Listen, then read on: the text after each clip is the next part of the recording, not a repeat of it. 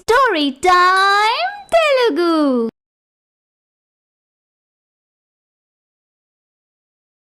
అందరికీ నమస్కారం. ఈరోజు మనం తెలుసుకోబోతున్న స్టోరీ వదినమ్మ. వెంకటాపురం అనే ఒక పల్లెటూళ్ళలో దామోదరం, మీనాక్షి అనే భార్యాభర్తలు ఉంటారు. వాళ్ళకి సూర్య అనే కొడుకు, నవ్య అనే కూతురు ఉంటారు. సూర్య పక్కనే ఉన్న సిటీలోని ఒక ప్రైవేట్ కంపెనీలో జాబ్ చేస్తూ ఉంటాడు. నవ్య కూడా అదే సిటీలో కాలేజ్ చదువుతూ ఉంటుంది. సూర్యకి పెళ్లి చెయ్యాలని సంబంధాలు చూస్తూ ఉంటారు ఇంట్లో వాళ్ళు. నవ్య చిన్నది కావటంతో ఇంట్లో వాళ్ళు చాలా ముద్దుగా గారాభంగా చూస్తూ ఉంటారు. అన్నయ్య సూర్యకి కూడా చెల్లెలంటే చాలా ఇష్టం. ఒకరోజు సూర్య ఆఫీస్కి వెళ్ళటానికి షూ పాలిష్ చేసుకుంటూ ఉంటాడు. నాన్నా, నాకు పెళ్లి సంబంధాలు చూస్తున్నానని చెప్పారు కదా, ఎంతవరకు వచ్చాయి? ఇప్పటి వరకు చూసిన వాటిలో 1-2 సంబంధాలు బాగానే ఉన్నాయిరా.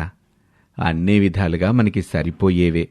వాటిలో ఏది బావుంటుందా అని ఆలోచన చేస్తున్నాం. బావున్నాయంటున్నారు కదా, మళ్ళీ ఆలోచించటం దేనికి నాన్నా? అంటే బామ్మర్ది కూడా ఉంటే బాగుంటుంది కదరా. నీకు ముందు ముందు జీవితంలో అత్తారింటికెళ్ళడానికి బాగుంటుందని. అమ్మాయి నచ్చితే బామ్మర్దితో పని ఉందమ్మా. పెళ్ళంటే అమ్మాయి నచ్చగానే చేసేయడం కాదురా. చాలా విషయాలు ఆలోచించాలి. అవి మీకు తెలియవులే, పెద్దవాళ్ళం. మాకు తెలుసు, మేం చూసుకుంటాం.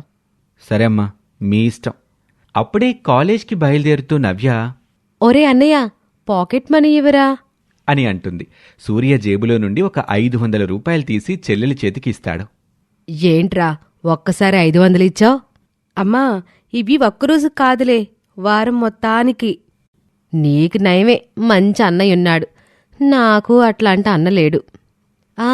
అన్నయ్యకి నాపై ఈ ప్రేమ ఇంకెన్నాళ్ళులే, వదిన రాగానే తగ్గిపోతుంది.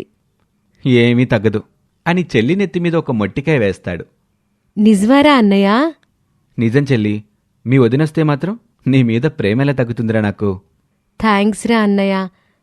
అమ్మా, కాలేజ్కెళ్ళొస్తాను. సరేనమ్మా, జాగ్రత్తగా వెళ్ళిరా. వెళ్తూ వెళ్తూ నవ్య, అమ్మా, ఆడపడుచుని బాగా చూసుకునే వదిన్ని చూడండి అని నవ్వుకుంటూ వెళ్ళిపోతుంది. నవ్య ఫ్రెండ్ స్పందన నవ్య కోసం బస్టాప్లో ఎదురుచూస్తూ ఉంటుంది.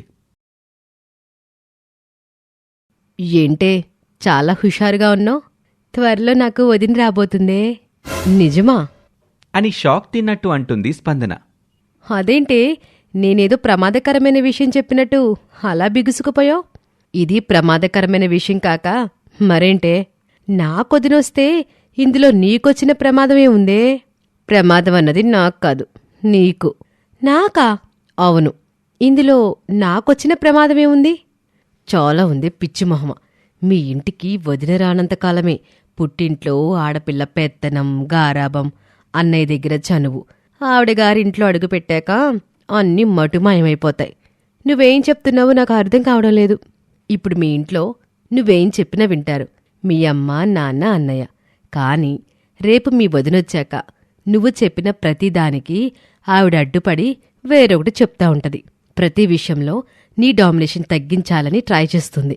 మీ ఇంట్లో నీకు ఇంపార్టెన్స్ తగ్గిస్తుంది, నిన్ను ఆఫ్టర్ చేసేస్తుంది. అలా చేస్తే మా అమ్మ, నాన్న ఎందుకు ఊరుకుంటారు? ఆ మాటకు స్పందన నవ్వి, ఇప్పుడు మీ ఇంట్లో సంపాదించేది, ఇంట్లో ఖర్చులు భరించేది మీ అన్నయ్య. రేపు పెళ్ళయ్యాక మీ అన్నయ్య ఏమో మీ వదిన చేతిలో ఉంటాడు. ఆవిడ ఎలా కీయిస్తే అలా ఆడతాడు. అప్పుడు ఇక ఊరుకోక ఏం చేస్తారు? మా అన్నయ్య జీతం తెచ్చి మా అమ్మ చేతికే ఇస్తాడు తెలుసా.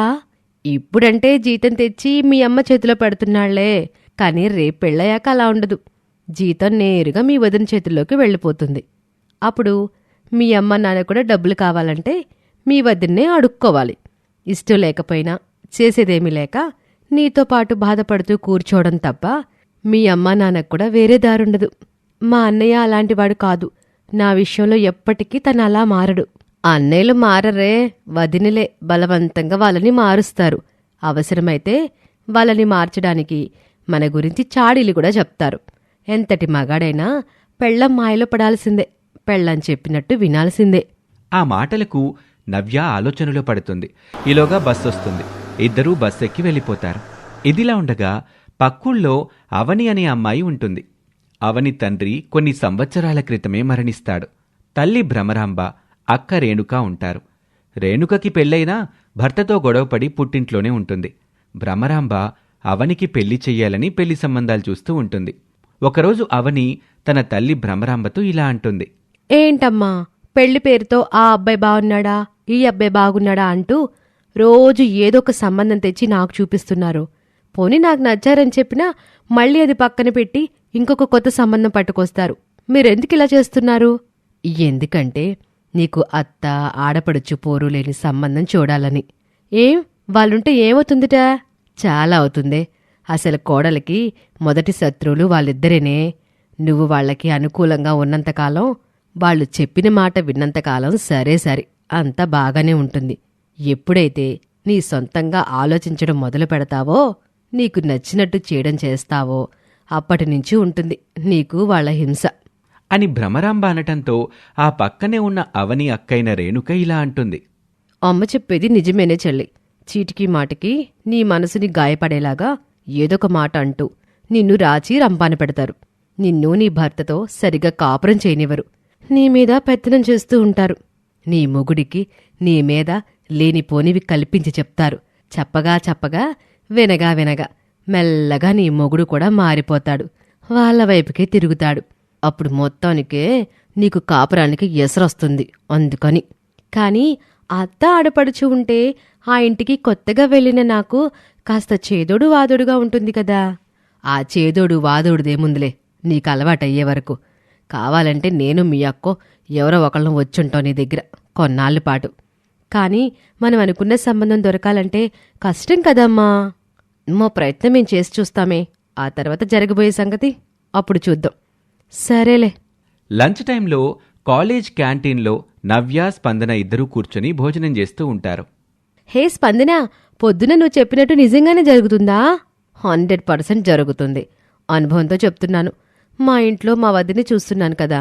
మీ ఇంట్లో జరిగినట్టు అందరిళ్లలో జరగాలని లేదు కదా. సరే, నువ్వన్నట్టు జరగకపోతే మంచిదే. ఒకవేళ జరిగితే అప్పుడేం చేస్తావు? ఆ మాటకు నవ్య ఆలోచనలో పడుతుంది. ఇంకో విషయం, మీ అన్నయ్యకి పెళ్లి కాకముందు, నీకొదిన రాకముందు నీకు జరిగే పెళ్లి ఒక తీరుగా ఉంటుంది.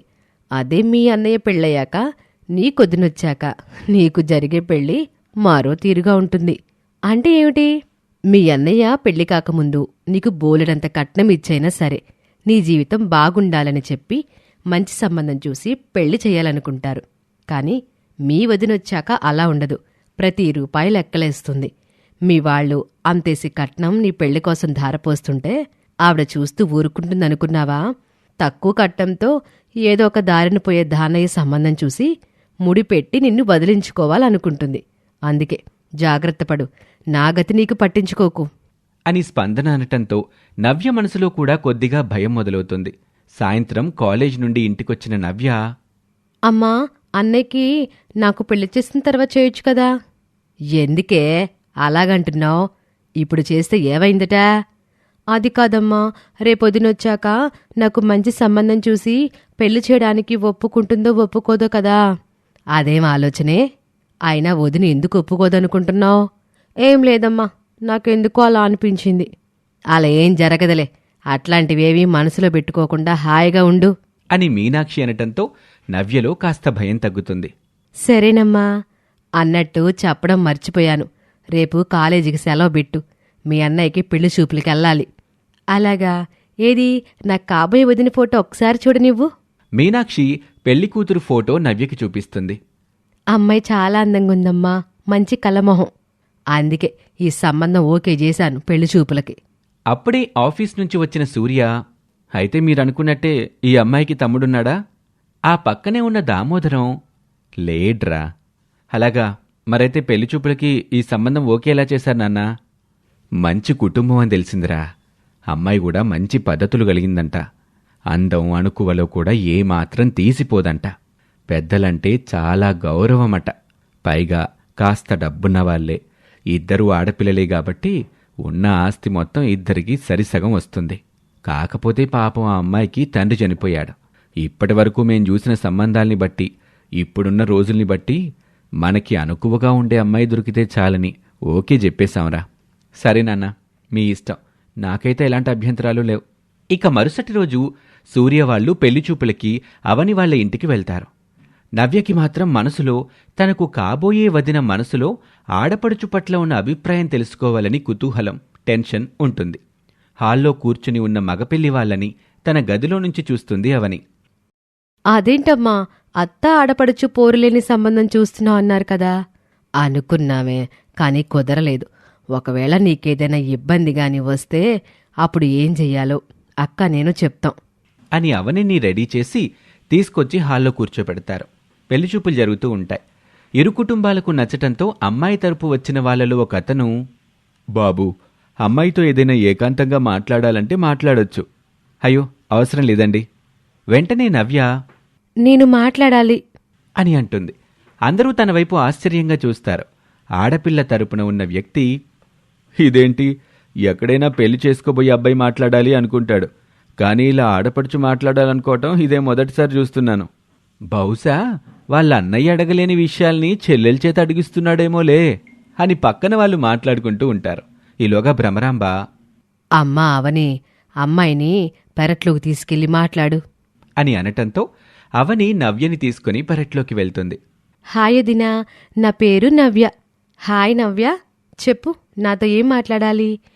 అది అది అయితే వీళ్ళేం మాట్లాడుకుంటున్నారు అని చాటుగా వినటానికి ప్రయత్నిస్తూ ఉంటుంది అవని అక్క రేణుక. చెప్పు నవ్య, పర్వాలేదు. అడిగితే ఏమీ అనుకోరు కదా. అనుకోనులే, అడుగు నా ముద్దుల మరదలా అని సరదాగా మాట్లాడడంతో నవ్యకి ధైర్యం వస్తుంది. మీరు మా ఇంటికొచ్చాక మీరన్న ముద్దుల మరదల మాటలు నిజం చేసేలా నన్ను బాగా చూసుకోవాలని.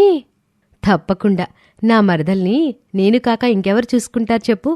థ్యాంక్స్ వదినా. మరి నేను కూడా నీకు ఒకగానొక ముద్దుల వదిని కాబట్టి నువ్వు కూడా నన్ను బాగా చూసుకోవాలి. ఓ, బ్రహ్మాండంగా చూసుకుంటాను. సరే, మరి లోపలికెళ్దామా? అలాగే అని ఇద్దరూ హాల్లోకి వెళ్తారు. అక్కడే ఉన్న ఒక పెద్దావిడ, ఇంతకే వదిన మరదల్లో ఏం మాట్లాడుకుని వచ్చారు? ఏ ఒప్పందాలు చేసుకున్నారు? అవి మా ఇద్దరి మధ్య ఉండేవి, మీకెందుకు అని నవ్య అనటంతో అందరూ నవ్వుకుంటారు. సంబంధం ఖాయం చేసుకుని మగపెళ్లి వాళ్ళు వెళ్ళిపోతారు. అమ్మయ్య, నా గుండెల మీద భారం దిగిపోయింది అన్నట్లు ప్రశాంతంగా ఉంటుంది నవ్య. ఇక ఆ తరువాత ఏం జరిగిందో వచ్చే భాగంలో చూద్దాం.